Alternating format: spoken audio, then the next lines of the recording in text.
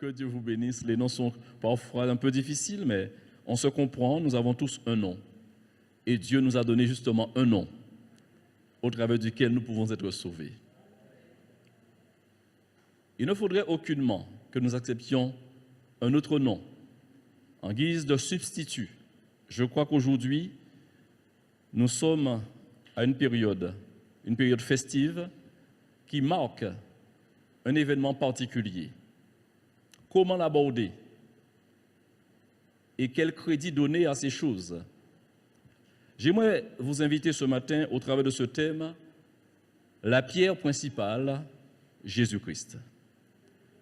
À être attentionné et à vous laisser instruire, ou encore pour certains c'est un rappel, mais pour d'autres ça sera comme une découverte. À l'issue du premier culte, une personne est venue me voir pour me dire « Merci pasteur », parce que ce que je n'avais pas compris, pour ce quoi je m'étais déplacé, je m'organisais, maintenant je comprends un peu mieux à l'issue de la prédication. Il n'y a pas de prétention. Les Saintes Écritures ont la capacité de nous éclairer. Amen. Et quand les paroles sont lues, une parole certainement qui a été lue dans le passé, mais associée à d'autres paroles, cela nous éclaire davantage pour que nous avancions dans la connaissance de la parole du Seigneur. Je vous invite à lire dans les Actes des Apôtres, chapitre 4, du verset 7 jusqu'au verset 12, ce qui est écrit. Actes, chapitre 4, verset 7.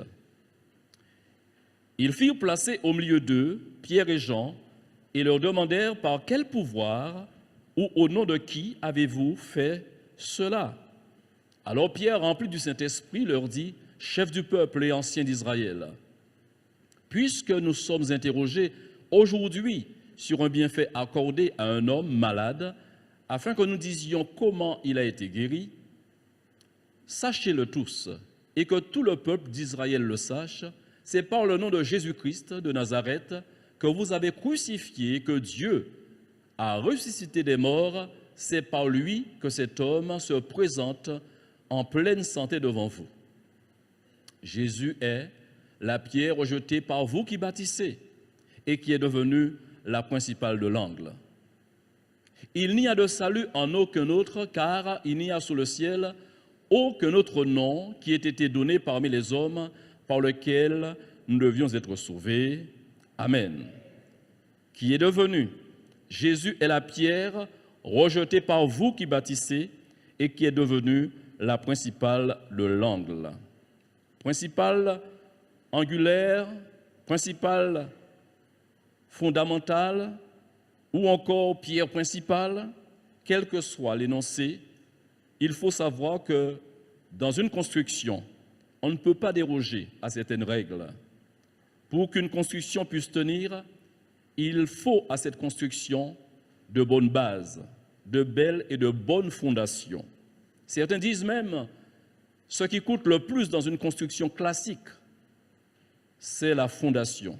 En fonction de ce que l'on envisage de mettre sur cette fondation, il faut qu'elle puisse respecter les normes de sécurité. L'apôtre Pierre, dans l'une de ses épîtres, dans la première notamment, présente la relation et la vie du croyant, je dirais comme à l'exemple d'une construction. Il ira même à leur donner cet ordre, l'ordre aux disciples, en vue de bâtir une maison spirituelle. J'ai fait allusion à cette maison classique dans laquelle chacun nous pourrions y résider, mais il y a une maison spirituelle et n'est-ce pas cette représentation que nous sommes là en ce jour? Nous sommes la maison du Seigneur. Alléluia! Nous sommes, bien-aimés, la maison du Seigneur. C'est une maison spirituelle qui est composée, bien sûr, de personnes capables de reconnaître la bonté de Dieu à leur égard. Pierre leur dira, dans 1 Pierre, chapitre 2, verset 5,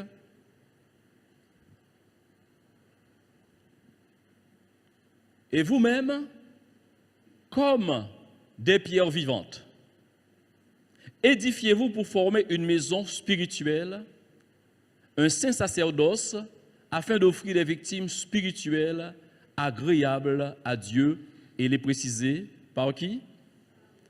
Par Jésus-Christ. » Dans une autre version, il est dit, en français courant, ce même passage, « Prenez place, vous aussi, comme des pierres vivantes dans la construction du temple spirituel. Vous y formerez un groupe de prêtres, écoutez bien, consacrés à Dieu.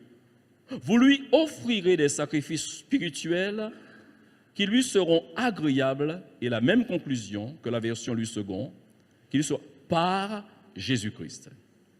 Revenons en Louis II, et nous poursuivons au verset 6 et le verset 7.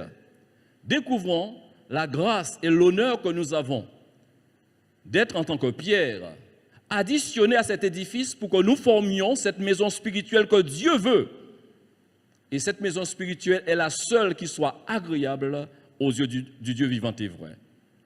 Car il est dit dans l'Écriture, voici, je mets en Sion une pierre angulaire, choisie, précieuse, et celui qui croit en elle ne sera point confus. Alléluia. L'honneur est donc pour vous qui croyez.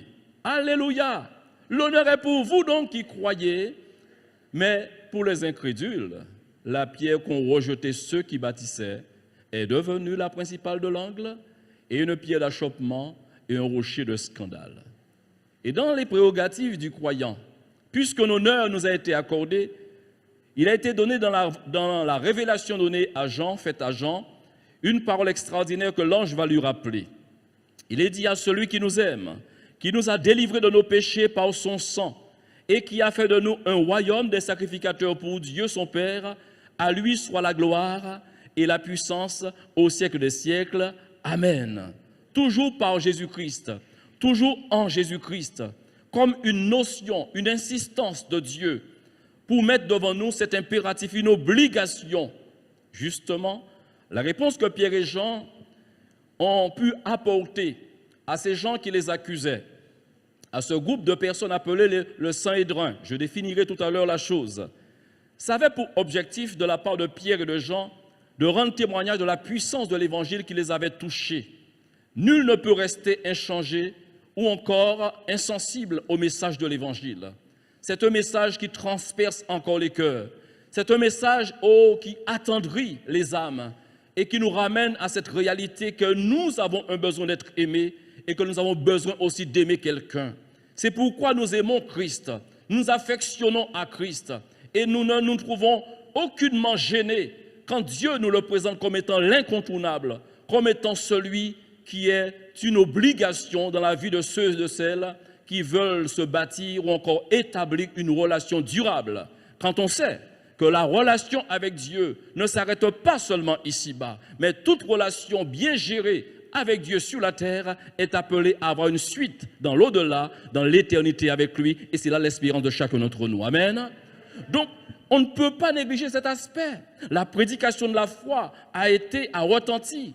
Et justement, ces messieurs, composant les Sanhédrins, ils pouvaient être 70 à l'époque, et ces personnes n'étaient pas censées oublier que ces rituels d'antan, tous ces sacrifices que le peuple d'Israël offrait en guise de recevoir l'approbation de Dieu, le pardon de Dieu, la sanctification de Dieu, nous avons tous en mémoire que sans effusion de sang, il n'y a pas de pardon. Il fallait que les sacrifices soient offerts à Dieu en guise de, bien-aimés, de recevoir le pardon de Dieu. Alors ils n'étaient pas censés oublier. Qu'est-ce que nous dit notre loi? La loi de la République, dans la République dans laquelle nous évoluons. Nul n'est censé ignorer la loi. Je peux vous accorder toutefois de ne pas tout savoir de la parole de Dieu. Qu'est-ce que vous en pensez? Vous savez tout de la parole de Dieu? On n'est pas prétentieux. Et lorsqu'on pense savoir, comme l'a dit le juste, le sage, celui qui croit savoir, qui pense maîtriser tout, il y a plus à attendre de lui d'un insensé, parce que, chers amis, constamment on doit dépendre de Dieu pour être éclairé de lui. Alléluia. On n'est pas prétentieux, nous sommes tous à l'école du Seigneur et nous acceptons le fait que nous avons besoin d'apprendre. Les lois de Dieu, les principes de Dieu, ce regroupement de personnes, cette composition, ce groupe de juristes, en la personne du Sanhédrin, eh bien, était composé de sacrificateurs de l'époque.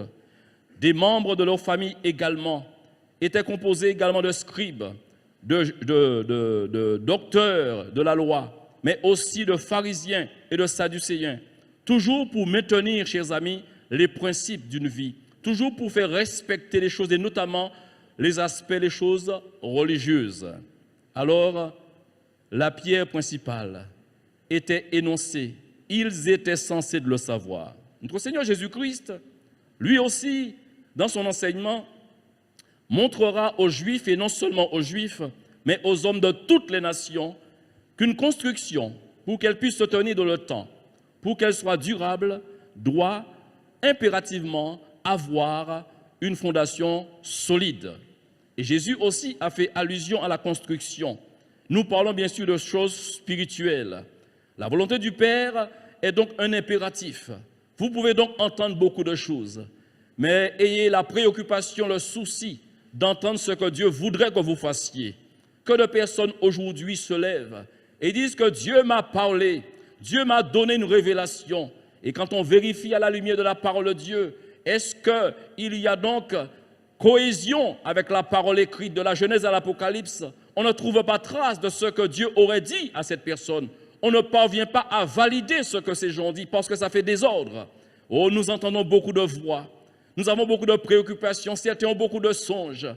Et par définition, le sage Salomon pouvait dire que les songes naissent par la multiplication des activités. On a tellement de préoccupations qu'on finit par les rêver. Et on pense que c'est Dieu qui aurait dit. Oh, Dieu parle toutefois par les songes. Dieu parle par les songes. Il parle tantôt d'une manière, tantôt d'une autre. Mais ne prenez pas ça pour argent comptant. Tout rêve, tout songe que vous avez pour dire affirmativement, Dieu m'a parlé, vérifiez, sondez les esprits, analysez pour voir à la lumière des Écritures, est-ce que ce que j'ai vu, ce que j'ai entendu, ce qui m'a sublimé dans mon rêve, est-ce que cela adhère à la parole de Dieu? Je vais plus loin avec vous, la volonté de Dieu. Jésus a enseigné et il n'a cessé de dire aux gens de son époque dans Matthieu 7, verset 21 jusqu'au verset 27. Ceux qui me disent Seigneur, Seigneur, n'entreront pas tous dans le royaume des cieux, mais celui-là seul qui fait la volonté de mon Père qui est dans les cieux. Plusieurs me diront ce jour-là, Seigneur, Seigneur, n'avons-nous pas prophétisé par ton nom? N'avons-nous pas chassé des démons par ton nom? Et n'avons-nous pas fait beaucoup de miracles par ton nom? Alors je leur dirai ouvertement, je ne vous ai jamais connu. Retirez-vous de moi, vous qui commettez l'iniquité. Nous lisons jusqu'au verset 27. C'est pourquoi quiconque entend ces paroles que je dis et les met en pratique sera semblable comme à un homme prudent qui a bâti sa maison où?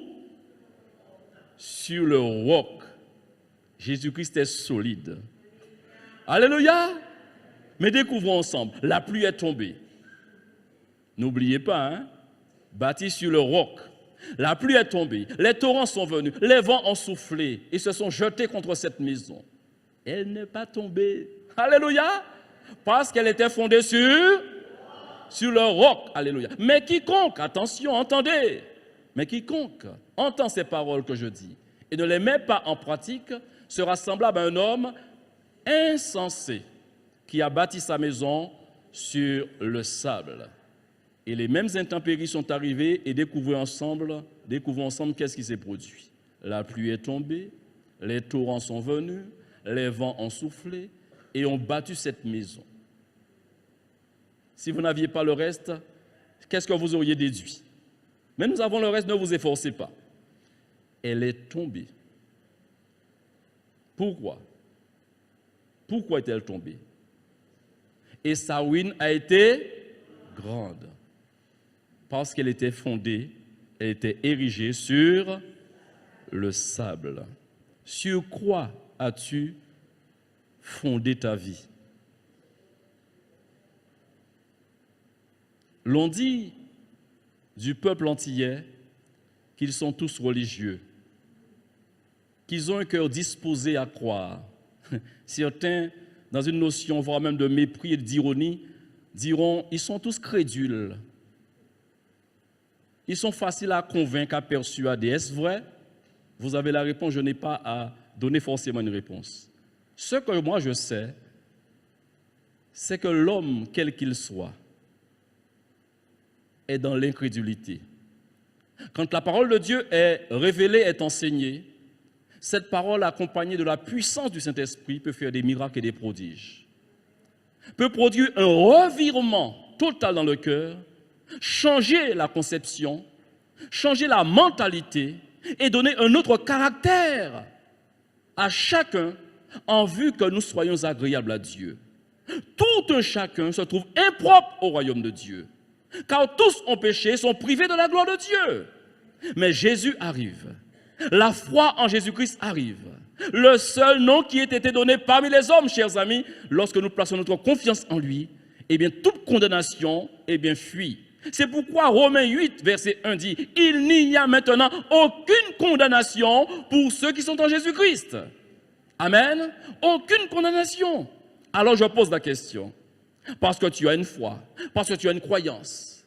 Et pour se justifier, plusieurs de ceux que vous côtoyez vous disent assez souvent, monsieur, je ne vais jamais accepter une religion, mais je crois en Dieu.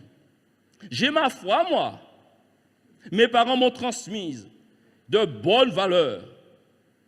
Et pasteur, monsieur, madame, vous pouvez croire ce que vous voulez. Moi, je sais que Dieu m'aime. Je crois en Dieu. On n'est pas là pour se disputer sur certaines choses. Je ne suis pas là pour cela et ne soyez jamais là pour cela. Écoutez les gens. Mais vous, je vous pose à vous la question. Quel est votre fondement? Quelle est votre base? Certains pourraient dire, je crois que c'est sur Pierre que je suis bâti, mon frère. Tu te souviens, mon frère? Eh bien, un jour le Christ a regardé, Jésus a regardé Pierre. Il a dit à Pierre, tu es Pierre, et sur toi je bâtirai ma maison. Alors je crois de ce fait, eh bien que Pierre est mon fondement. C'est Pierre qui est le chef de l'Église. Je crois en lui. Oh, qu'est-ce que vous croyez? Vous croyez cela, vous? Non. Le seul nom qui ait été donné. Pierre lui-même a eu besoin de croire en ce nom-là. D'autres pourraient dire, je crois en Marie. Ah, Marie, cette femme. Ah, s'exclamer la valeur de cette femme, personne ne peut vous contester cette réalité. Je dirais, oui, elle fut une femme extraordinaire. Parce qu'accepter à l'époque ce qu'elle a accepté, il fallait avoir de l'audace, du courage et beaucoup d'amour pour son Dieu. Dieu se révèle à elle, et vous le verrez, vous l'entendez tout à l'heure par d'autres textes. Eh bien, Marie, chers amis, n'est pas le sauveur de l'humanité, mais Marie a porté. Marie fut enceinte. Marie a accouché du sauveur de l'humanité. Alléluia! Amen. Donc, pour que votre maison puisse subsister, je vous en supplie, ayez la préoccupation suivante, celle qui consiste à ne pas accepter les fables, mais à accepter la vérité. Alléluia. La vérité, uniquement la vérité. Alors, quel est votre fondement? Sur quoi est basée votre confiance en Dieu? L'apôtre Luc, laissons-nous instruire par ce que je vais lire maintenant, fut très perspicace. Lorsqu'il devait donc s'adresser à cet homme Théophile, un homme distingué de l'époque, découvrons son histoire dans Luc chapitre 1er, verset 1 jusqu'au verset 4. Luc, plusieurs ayant entrepris de composer un récit des événements qui se sont accomplis parmi nous, suivant ce que nous ont transmis ceux qui ont été des témoins, écoutez bien, pas n'importe quel témoin, des témoins oculaires. Dès le commencement, ils sont devenus des ministres de la parole.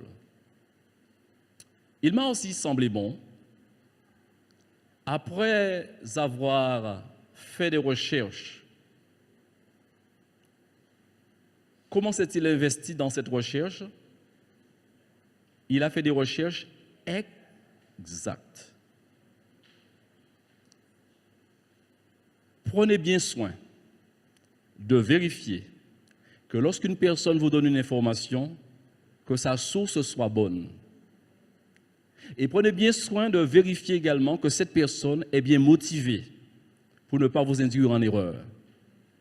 Si vous avez un menteur en face, à coup sûr, c'est pour vous diriger dans le mur. Mais si vous avez une personne bien intentionnée, si vous avez des Lucs devant vous, réjouissez-vous, parce qu'ils ont la préoccupation de vous dire avec exactitude. Ensuite, quand vous l'acceptiez ou pas, ils vous ont dit avec exactitude ce que vous devriez savoir. Il m'a semblé bon, après avoir fait des recherches exactes sur toutes ces choses depuis leur origine, de te les exposer par écrit d'une manière suivie ou encore d'une manière chronologique. Excellent Théophile, afin que tu reconnaisses la certitude des enseignements que tu as reçus. Puis il poursuit, toujours au chapitre 1er. Il fait mention de Zacharie. Il fait mention également d'Élisabeth. Et il arrive donc à Marie. Et du verset 26 jusqu'au verset 38, découvrons ensemble ce qui s'est passé exactement. Au 6e mois, dit-il, l'ange Gabriel fut envoyé par Dieu dans une ville de Galilée appelée Nazareth, auprès d'une vierge fiancée à un homme de la maison de David, nommé Joseph. Le nom de la vierge était Marie. L'ange entra chez elle et dit « Je te salue, toi à qui une grâce a été faite. Le Seigneur est avec toi. » Troublée par cette parole, elle se demandait ce que pouvait signifier une telle salutation. L'ange lui dit « Ne crains point, Marie, car tu as trouvé grâce devant Dieu. » Vous attendez-vous à la grâce de Dieu? Vous attendez-vous à une grâce particulière de la part de Dieu? Vous savez que Dieu peut vous exaucer. Alléluia. Là, c'est une révélation toute particulière. Vous le découvrez avec moi, bien sûr. Le verset 31. Et voici, tu deviendras enceinte et tu enfanteras un fils. Et écoutez bien, tu lui donneras le nom de Jésus. C'est un ordre. Tu seras enceinte, tu auras accouché, mais à sa naissance, en tant que mère, tu veilleras à ce que le nom de Jésus lui soit donné. C'est une décision de Dieu.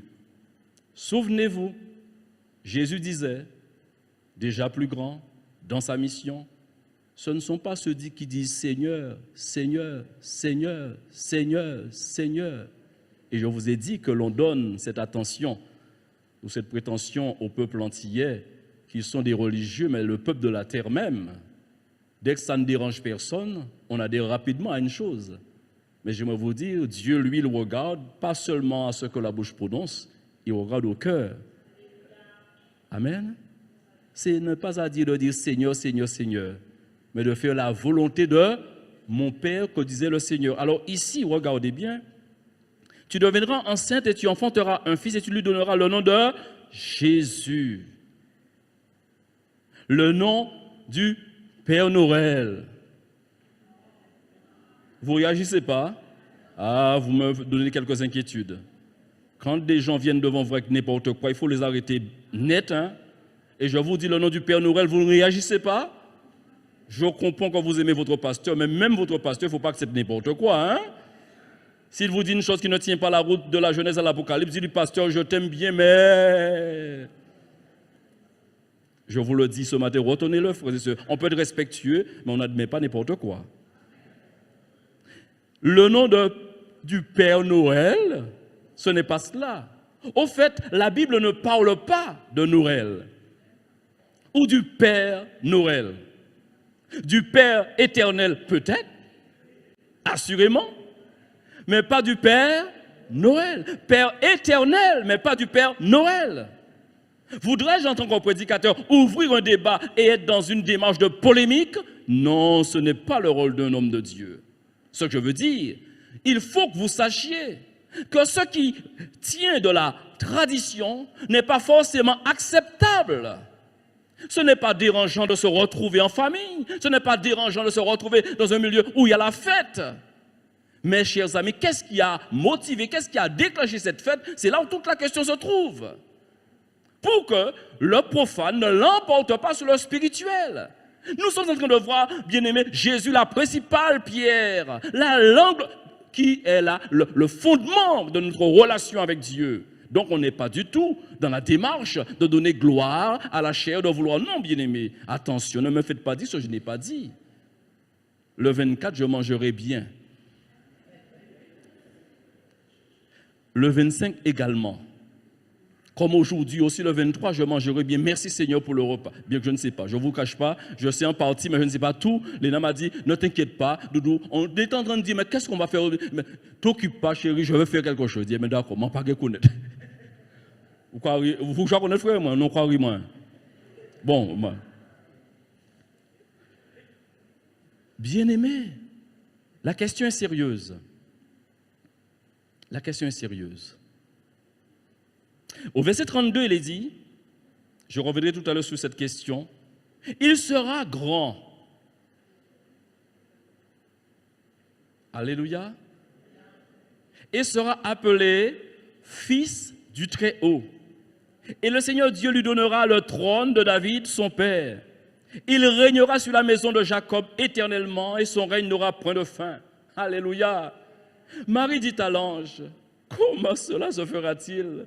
Parce que j'ai un gros problème. Tu m'annonces tout cela. J'ai un gros problème. Biologiquement, là, j'ai appris de ma maman certaines choses. J'ai des difficultés. Je te suis. La révélation, elle est merveilleuse. Puisque je ne connais pas d'homme. Et là, l'ange poursuit, verset 35, le Saint-Esprit viendra sur toi. Et la puissance du Très-Haut te couvrira de son ombre. C'est pourquoi le Saint-Enfant qui naîtra de toi sera appelé Fils de Dieu. Voici, Élisabeth, ta parente, a conçu, elle aussi, un fils en sa vieillesse. Et celle qui était appelée stérile est dans son 6e mois. Car rien n'est impossible à Dieu. Elle était stérile. Et moi, l'Éternel, puisque rien ne m'est impossible, j'ai pu faire en sorte qu'elle puisse enfanter. Je peux, de ma main, d'une parole, annuler toute stérilité et rendre productif ce qui est stérile. Alléluia. Si Dieu peut compter à partir de rien, si Dieu peut créer à partir de rien, ça ne lui est pas difficile. Une femme qui aurait une complication, un homme qui aurait une complication, parce que ce ne sont pas seulement les femmes qui sont stériles, les hommes aussi peuvent être stériles. Alors Dieu peut donc débloquer les choses et faire que ça fonctionne normalement et donner un beau petit garçon, une belle petite fille, alléluia, dans la maison. Gloire à Dieu. Ça peut se faire, car rien n'est impossible à Dieu. Alléluia. Mais pour Marie, c'est un petit peu plus corsé. Ce n'est pas qu'elle soit stérile, mais il n'y a pas la contribution d'un homme. Ça devient plus sérieux, c'est le cap au-dessus. Élisabeth et Zacharie se sont retrouvés, Dieu a débloqué les choses, vous avez compris. Mais bien aimé, pour Marie, elle ne connaît pas d'homme. Alors Marie dit au verset 38, « Je suis la servante du Seigneur, qui me sera fait selon ta parole. » Et l'ange la quitta. J'accepte de ne point connaître d'homme et de voir mon ventre évoluer, de ressentir mon corps transformé. Certains se posent la question en tant que femme, mais qu'est-ce qu'elle a ressenti vraiment? Je ne peux pas entrer dans ce domaine-là. Mais bien aimé, ce que je sais, elle était enceinte, elle a accouché comme toutes les personnes. Et à la naissance de Jésus, elle a eu à se soumettre justement à ce que le sang et le drain veillaient, à ce que les choses s'accomplissent. Parce qu'à cette époque, le 8e jour de l'enfant, il fallait faire circoncire l'enfant. Eh bien, il fallait conduire l'enfant près des sacrificateurs. C'était donc bien réglé. Tout a été respecté. A-t-il eu un suivi de gynécologue? Je ne sais pas. Je ne sais pas à cette époque. Qu'est-ce qui se faisait? Oh, ne me demandez pas ce que je ne sais pas. Mais on peut présumer qu'il y a beaucoup de choses, bien-aimés. Alléluia. Ce que je veux retourner sur ce quoi je veux insister avec vous. Jésus doit être votre pierre centrale. Jésus doit être votre pierre centrale.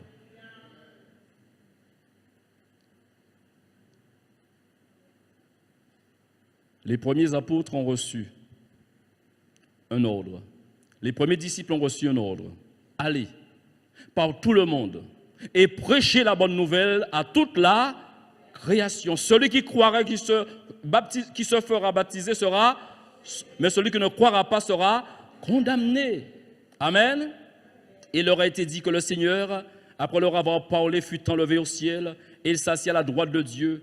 Et ils s'en allèrent partout parce qu'ils avaient entendu l'ordre. Ils s'en allèrent partout, prêcher partout, nous dit la Bible. Et le Seigneur travaillait avec eux et confirmait donc la parole par les miracles qu'il accomplissait. L'apôtre Paul est arrivé. Ce qui devait arriver est arrivé. L'Esprit Saint un jour l'a saisi. Il y a de la joie, chers amis, quand le Saint-Esprit produit une tristesse en nous. Certains verront de mauvais œil pour dire, frère, mes problèmes m'ont prodigué, mes problèmes n'ont engendré que tristesse, lamentation, tourment.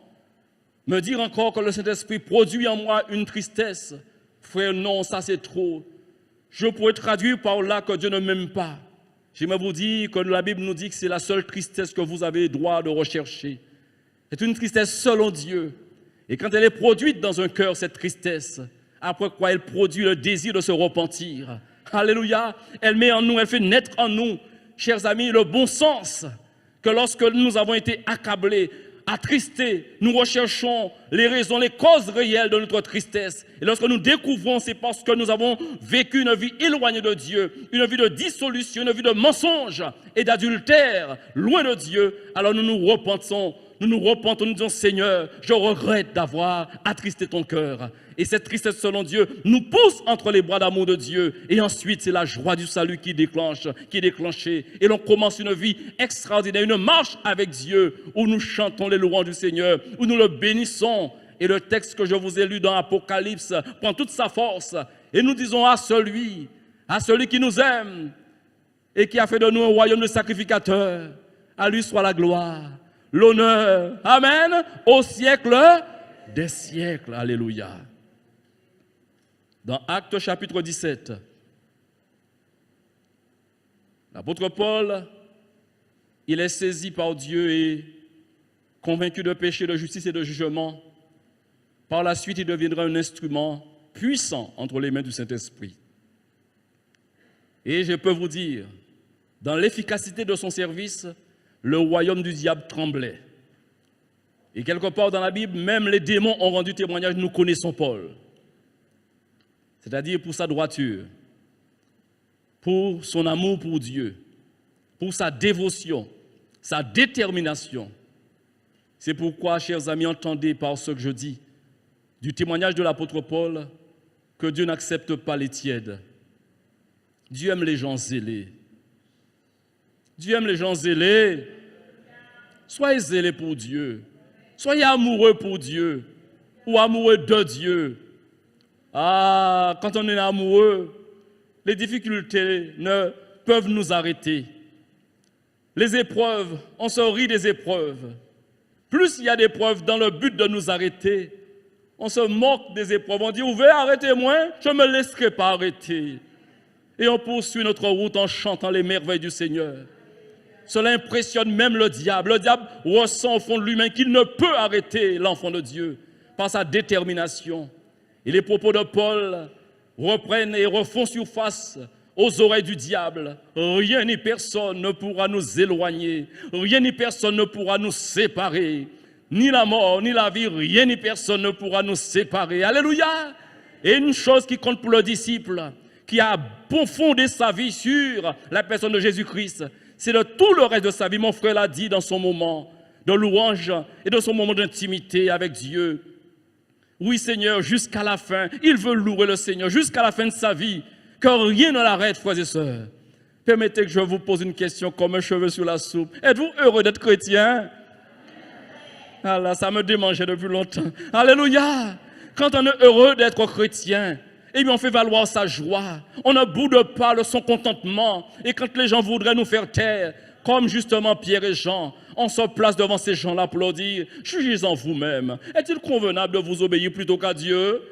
Vous m'invitez à être insensé. Le chrétien est dans son bon sens. Dieu met les choses bien comme il faut dans son cœur. Dieu d'abord, encore Dieu est toujours d'abord Dieu. Alors vous voulez me faire dire, ou encore dire, me pousser à aller dans l'adoption d'une attitude, d'un comportement qui ne plairait pas à Dieu?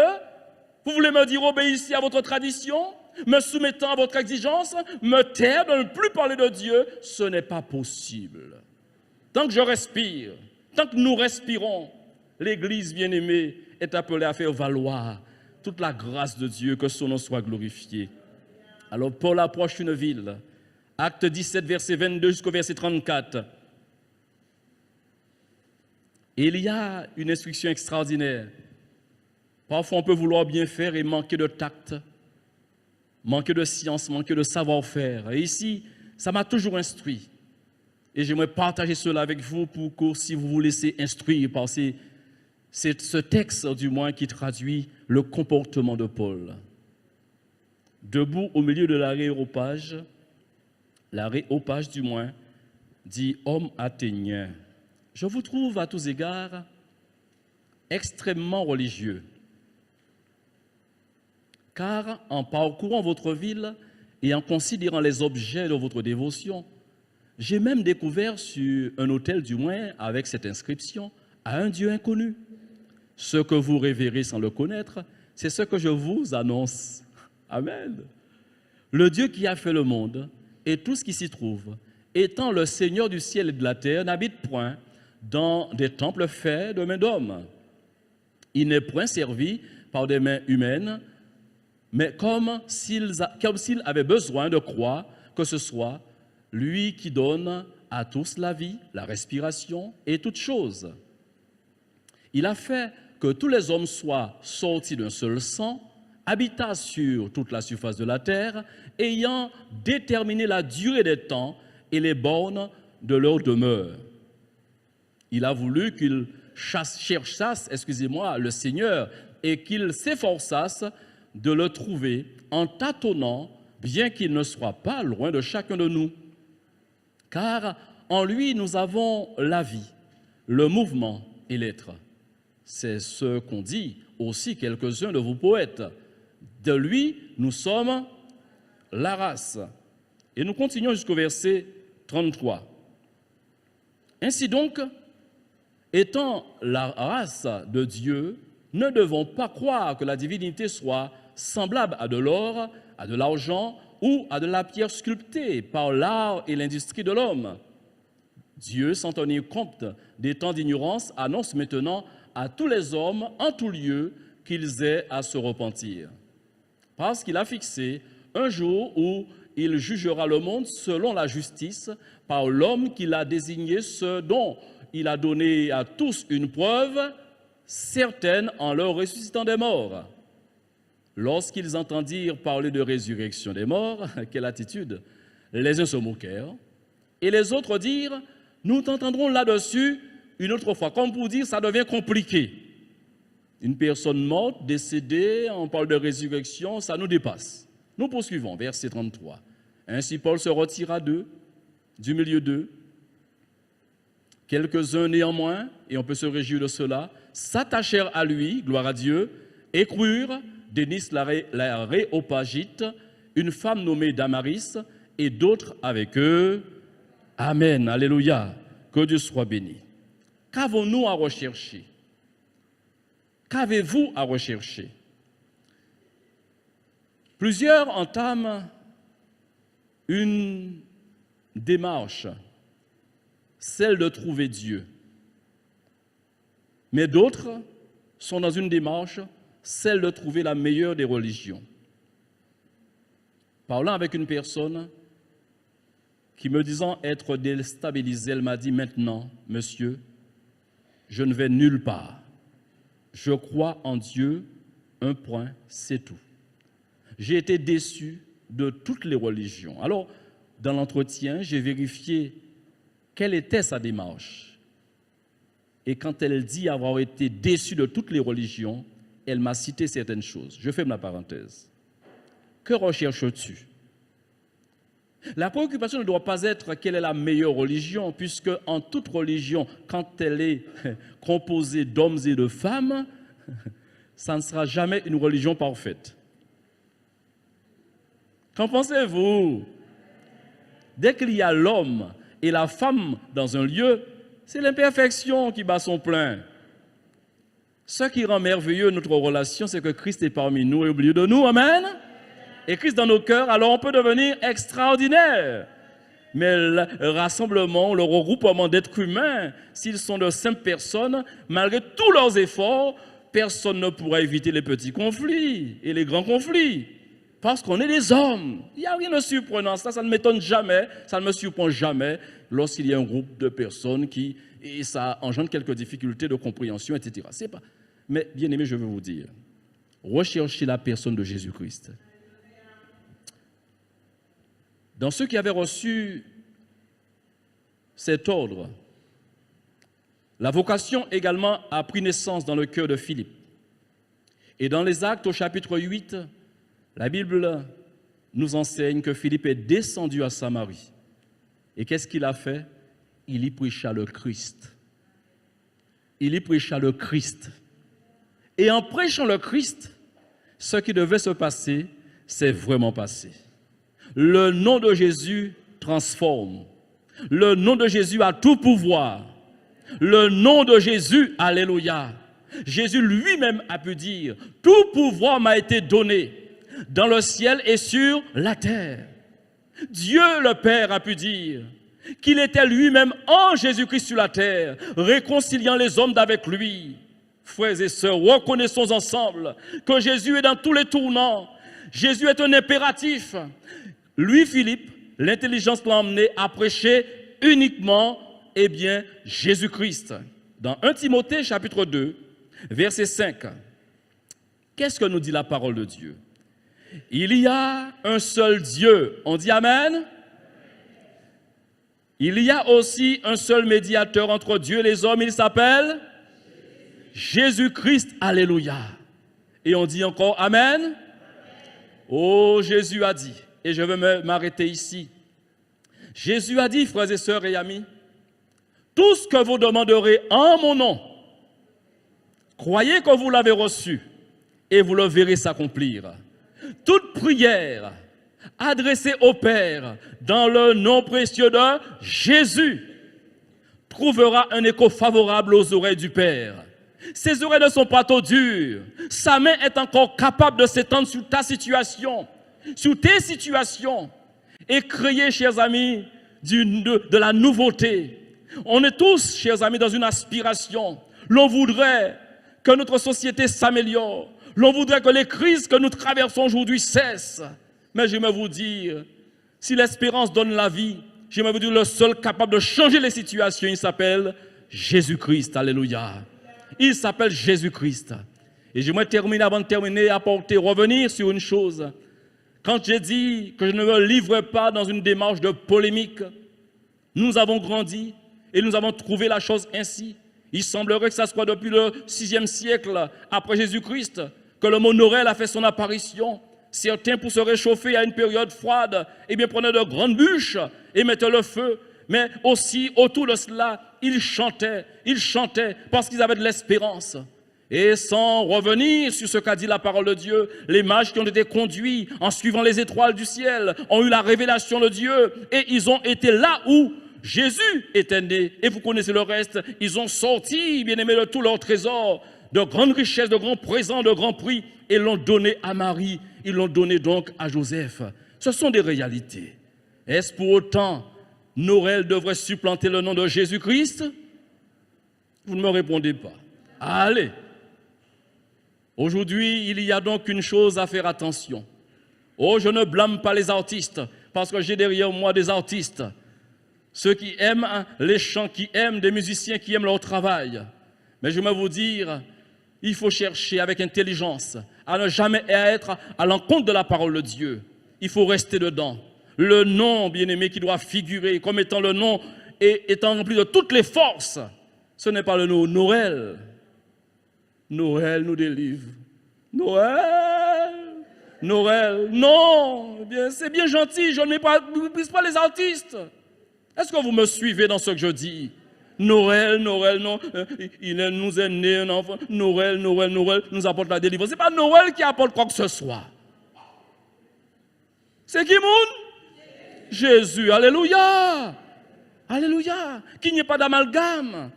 Et donc, on comprend, chers amis, que la pierre angulaire nous a été donnée par Dieu le Père, le seul sur lequel toute habitation, toute construction de maison est appelée à être érigée. Et de ce fait, cette maison durera jusque dans l'éternité. et nous connaîtrons une gloire éternelle.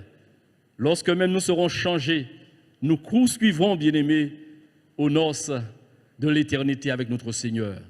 Mais parce qu'on aura eu un bon fondement, rien ni personne ne pourra nous renverser. C'est ce qu'il faut croire. Oh, je vous dirai bonne fête de fin d'année. Vous qui allez entrer chez vous, vous allez recevoir des parents. La période s'y prête, période où on retrouve des familles d'antan, où l'on se retrouve parce que durant toute l'année, on n'a pas eu le temps de se voir. On se donne rendez-vous, n'est-ce pas un jour férié, n'est-ce pas des jours fériés? Nous sommes intelligents pour saisir tout cela. Mais n'entrons pas dans des considérations lorsque des faux docteurs viendraient avec la parole de Dieu pour vous impressionner et pour renverser le nom de Jésus. Ne l'acceptez jamais. On va se lever ensemble avant de laisser la place à notre frère qui nous fera chanter et louer le Seigneur pour ce qu'il représente pour nous. Prions le Seigneur. Alléluia. Que Dieu soit glorifié. Merci Seigneur. Nous voulons croire en toi Seigneur. Nous voulons placer notre confiance en cette belle parole, parole de bénédiction, parole d'instruction, parole qui éclaire nos âmes, pour que nous ne soyons pas troublés par tout ce qui se fait, tout ce qui se dit, mais que plutôt nous restions fermes dans l'assurance que nous avons des choses reçues de toi. Tu es Dieu, tu ne changes pas. Merci de bénir les cœurs. Ceux et celles qui seraient contrariés, ceux et celles qui sont venus troubler en ce lieu, Seigneur, opère un prodige, atteste ta présence, celle qui remplit nos cœurs en cet instant, atteste-la dans cette situation. Au nom de Jésus, nous te prions, Père, étends ta main, cette main qui est puissante, libératrice, puisse-t-elle être encore à l'œuvre pour séparer ce qui est précieux de ce qui est vil. Gloire à Dieu, gloire au Fils, gloire à l'Esprit de Dieu, que ton nom soit élevé, Père, dans le précieux nom de ton Fils Jésus-Christ. Amen.